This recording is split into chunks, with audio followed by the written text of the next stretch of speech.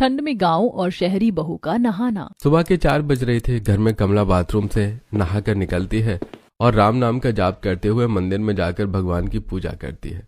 उसके बाद वो सोफे पर आकर बैठते हुए रूम हीटर चालू कर देती है और फिर अपनी बहू उषा को आवाज देकर कहती है, उषा बहू, अरे ओ उषा बहू, अभी तक सो रही है क्या?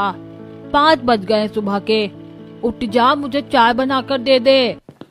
तभी कमला का बेटा विनोद नहा धोकर आता है और अपने बाल को टॉवल से सुखाते हुए कमला से कहता है, माँ, सालों बीत गए लेकिन उषा को अभी तक सुबह उठने की आदत नहीं पड़ी शायद। तभी उषा नींद से उठकर नाइटी पहने हुए आती है और कहती है, क्या है माँ जी, सुबह सुबह हल्ला मचा रखा है। आप तो सोती नहीं हो और हमें भी नहीं सोने देती हो। देख रहा है बेटा, अरे बुढ़ापा आ रहा है इसका। कल को तेरे दोनों जवान बेटों की शादी होगी। जब बहू देखेगी कि मेरी सास ही जल्दी उठकर नहीं नहाती, फिर वो क्या नहाएगी। अब जल्दी जाओ, नहा धोकर हमारे लिए चाय बनाकर ले आ। उषा, जब तुम चाय बनाने जा ही रही हो तो साथ में पोहा भी बना देना। उषा विनोद को घूर कर देखती है और वहां से चली जाती है। अब उषा बाथरूम में जाती है और गीजर चालू करती है। फिर वो अपने आप से कहती है, ये भगवान, इतनी ठंड में सुबह सुबह ही नहाना पड़ता है मुझे।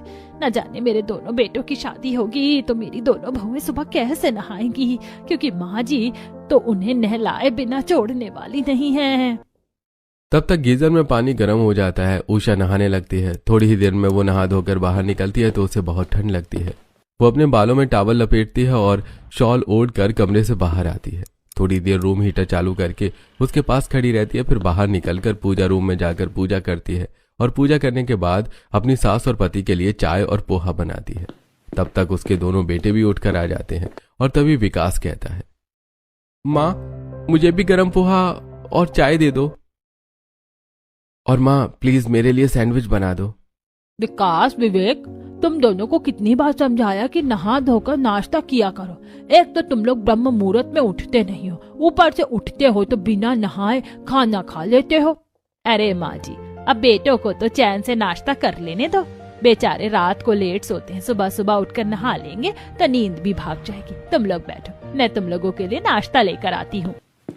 अब उषा रसोई में जाती है और वो चाय बनाती है और पोहा गरम करती है। साथ ही वो कुछ सैंडविच बनाती है और बाहर लाकर अपने दोनों बेटों को देती है। वो दोनों नाश्ता करते हैं। तब कमला कहती है, नाश्ता हो गया, अब तो जाकर नहा लो।